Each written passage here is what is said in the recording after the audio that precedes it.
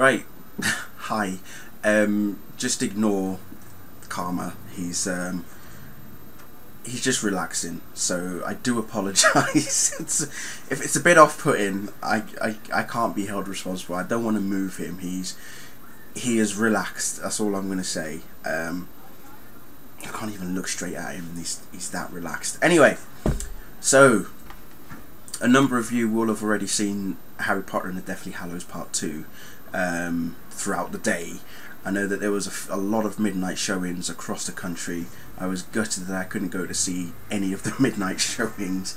Even Tyneside Cinema were sending me tweets and saying, "Go on, you know you want to." I said, honestly, nothing would give me great pleasure than to come to the 1:30 midnight showing at your place. But I'm going later on tonight at the Odeon in IMAX 3D, so looking forward to it. I'm avoiding as many statuses and tweets as possible, anything that could potentially give away any plot or anything to do with the film. I'm doing my hardest to avoid them, so far so good.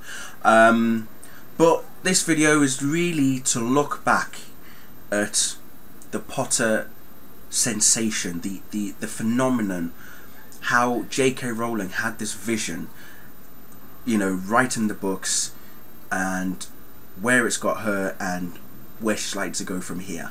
I was having a quick look this morning on, you know, of all places, Wikipedia, and J.K. Rowling, for those of you who are not too familiar, and I would be surprised if a lot of you aren't familiar with her anyway.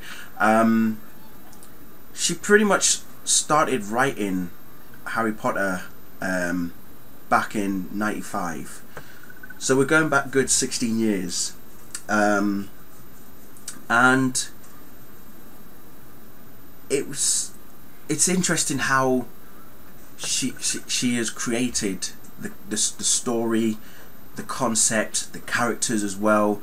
You know, a number of characters such as Hermione and even Albus Dumbledore are all from people that she's met through life, or like she's pretty much, some parts of Hermione, the way that she's a, you know, genius and she likes to think that she's better than everybody, based on JK herself for some parts. But I was reading this further and I thought, this is just getting more and more interesting. But before I get further into it, I just want to say one thing. I've always been saying, right, I can't believe how wrong I was about this. I've always been saying that Bloomsbury were the publishers who turned down JK's Harry Potter books, thinking it's not gonna do well. Who's gonna want to read them? But in fact, what actually happened was, and I can't believe I feel so stupid about this. Turns out that when Fulham-based book agents by the names of Christopher Little Literary Agents started representing Rowling, they sent the book, her Philosopher's Stone book, to 12 publishing houses. Every single one of them rejected it. Every single 12. Now imagine how one must feel, thinking, here's a concept, here's my vision, this is a story that I've written, dude, whatever, what are you doing? Anyway, you know, let me know if you'd like to publish it. And all 12 of them turned it down.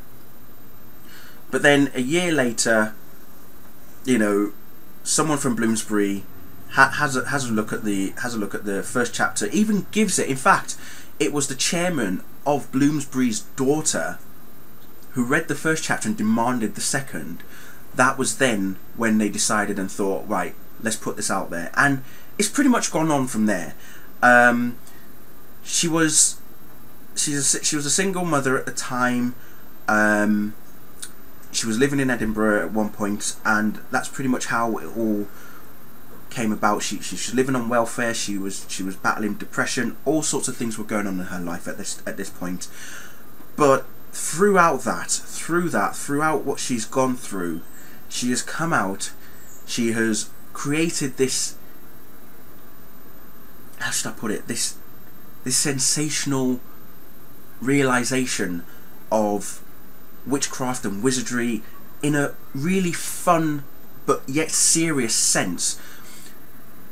It's like it has made kids and also adults alike to go back to reading, which is great. Don't get me wrong, it's fantastic that it's brought back reading.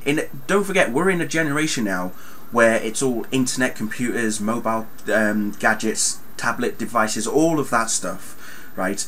It is now, you know, she was still pounding away with a typewriter, writing new stories, coming up with all these new chapters, you know, and it's, I have to say, 15 years later, 16 years later, it has paid off. Okay, she is the first author to earn $1 billion, okay, in the world. You know, she has come out leaps and bounds. Even she was, there's a segment in here that actually made me sort of chuckle. It says that when they decided to sell the publishing rights in America, it was won by Scholastic Inc. For $105,000. And Rowling basically said that she nearly died when she heard the news.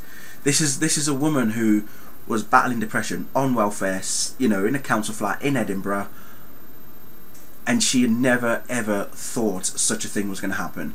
Now, never mind the fact that she was even looking towards getting films made, it was the fact that she had got the publishing, she'd got the books published, and by the third book she had won so many awards that in fact she actually withdrew the fourth Harry Potter book from contention to allow other books to win awards. This was way back in 1999.